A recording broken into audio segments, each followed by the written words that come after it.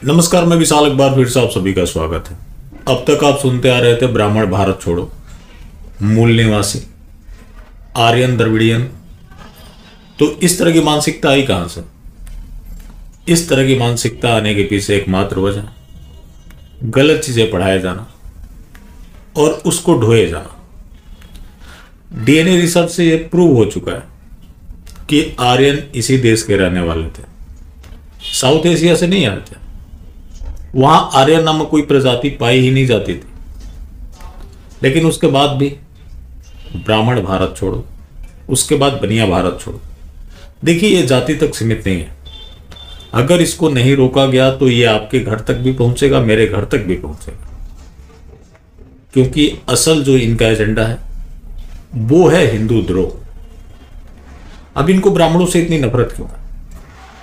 आपको पता है कि कोई भी ओकेजन हो, लोग ब्राह्मण के पास जाते हैं, जो भी उनके पुरोहित होते हैं। तो ये चाहते हैं कि पहले हिंदू अपने धर्म से अलग हो जाए। जब धर्म से अलग हो जाएगा तो एक एक करके खत्म करना आसान हो जाएगा। जैसा कि अंग्रेजों का नारा था, फूट डालो और राज करो, वही एक प्रयास चल रहा है जो कि अलग तरीके से चल रहा है। तो इसलिए ऐसे मामलों में सबको सोचने की जरूरत है, वरना ये मामला बढ़ता जा रहा है। और ये मामला बढ़े ही क्यों ना। इतना बड़ा स्लोगन लिख दिया गया, दिल्ली की घटना है, लेकिन हमारे प्रधानमंत्री चुप है। अब आप कहेंगे कि इसमें प्रधानमंत्री को क्यों घसीट लाए? घसीटना जरूरी है। क्यों जरूरी है? एक बार याद होगा, जब वो भाषण दे रहे थे तो उन्होंने कहा, मेरे दलित भाइयों को मत मारो, मारना है तो हमें मार दो। मतलब वो सहानुभूति गेन करने का प्रयास कर रहे थे। और जिस तरह की बातें इनको पढ़ाई गई है, वो बातें वो भी दोहराते रहे। जैसे अंबेडकर जी का एक किस्सा सुना रहे थे कि जिसको पढ़ने नहीं दिया गया, जिसके साथ भेदभाव हुआ, उसके हाथ में जब संविधान लिख रहा था तो सब कुछ था। उसकी बारी आ गई, वो कुछ भी कर सकता था। तो इस तरह की बातें प्रधानमंत्री ने कहां से पढ़ी है?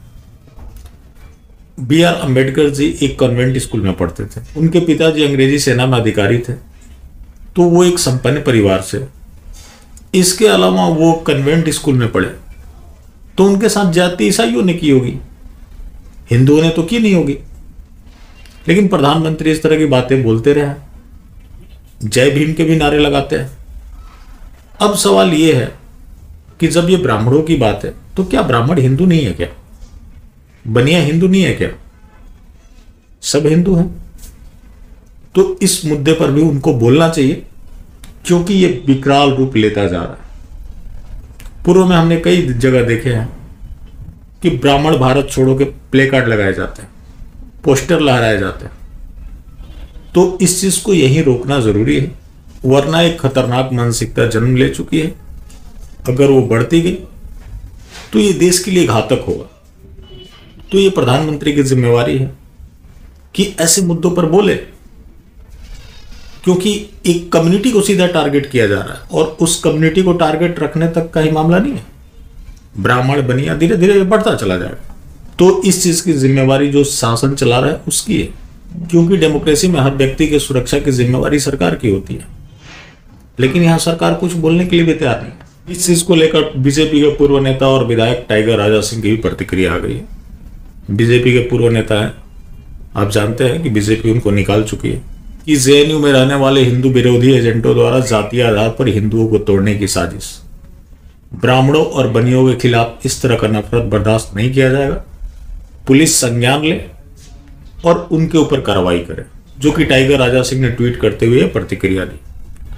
तो दूसरा मामला है मध्य प्रदेश का। बीजेपी की सरकार है, यहां पूरे हिंदुओं से जुड़ा हुआ है।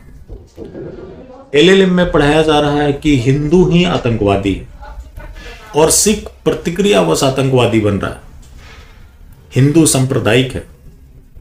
इस किताब को लिखा है फरहद खान ने और वो LLM में पढ़ाया जा रहा है। तो एक हिंदुवादी सरकार, उसके राज्य में इस तरह के कृत्य हो रहे हैं और सरकार सोई हुई है।